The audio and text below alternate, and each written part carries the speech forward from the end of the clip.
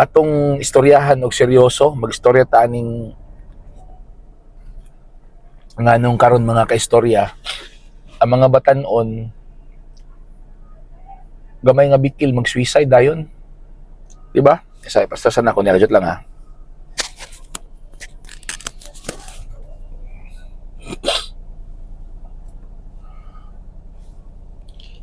Okay. Naka-data man na naman ay record sa atong gobyerno nga the suicide rate in the Philippines is very alarming, di ba? Even sa mga LGUs. Ang mga bata karon bitaw, gasayon sa yun na nila kuha ilang kinabuhi ba? Sayon sa yun na nila og inom og sleeping tablet, ambak og tulay, slash bigti. It's very alarming. Unsa kay hinungdan ana mga kaistorya? Ako mag-discuss lang ko ha, pero di ko ako mohatag og disclaimer daan nga kini akong i-discuss dili gini siya scientific. Kini observation lang nako ni, personal observation nako. Nganong nasabta karon na ni mga compare lagi ba, pero di mo gud malikayan god mga istorya nga na compare. Nganong ang mga bata sa una, kita na karon, di ba? Ano mas gahi man ta kaysa mga bata karon? Ano ka?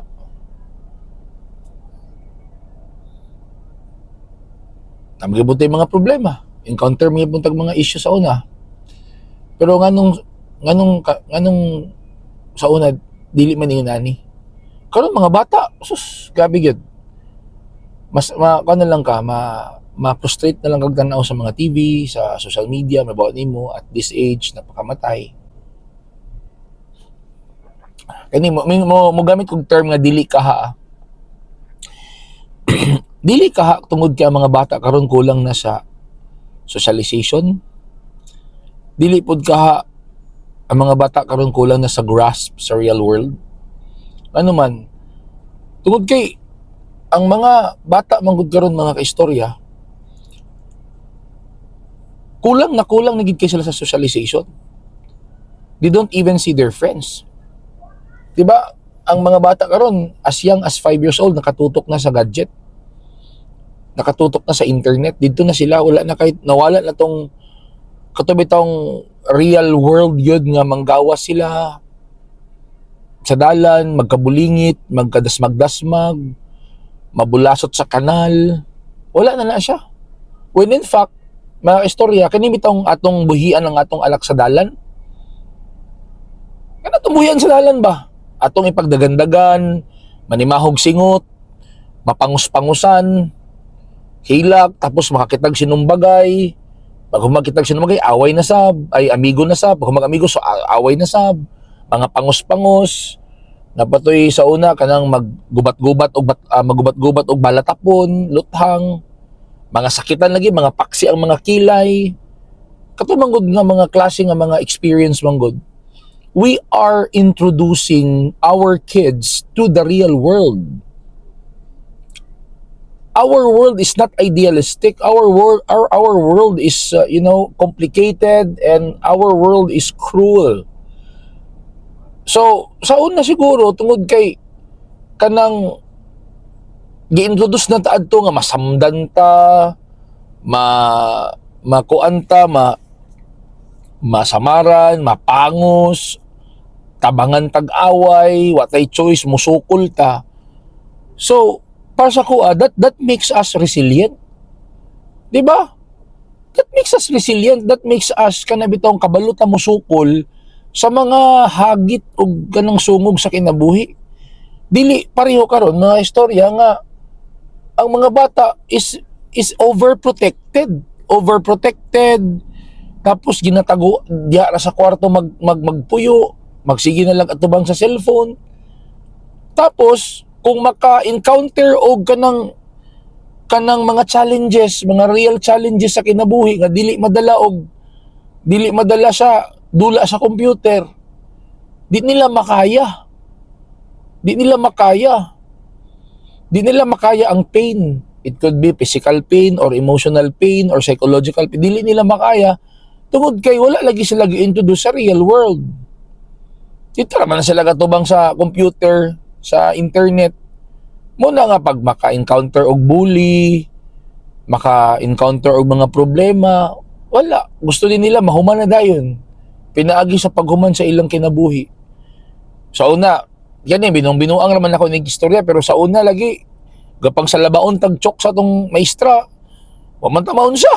Sa labaon tag-eraser. Karon, testingin sa teacher og sa laba, di ba, priso ang maestra ba? Pero, ang resulta naman, ang mga bata karon lamya. Ayo, grabe ka lamya. You know what? This is very alarming mga istorya. Kabalo mo nga nung alarming siya? Maugon ni sila ang atong mga future generations. Maugon ni sila ang mupuli sa atua. Kini mga bata karon mo ni mupuli sa atua. And then what kind of Philippines we have or what kind of world we have? Kung kining mga lamya kay nga mga bata mo manguna diri sa kalibutan.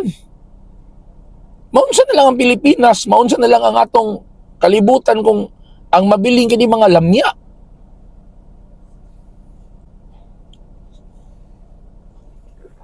And then kini mga bata karon mga lamya kayo, unsa na lang katong napastiyan nga ipanganakay pa. Di ba alarming kay siya mga? Anyway, wala naman siya na problema kay patay naman sa bintana siguro. Pero mo lagi. Muna nakauna ko ba nga?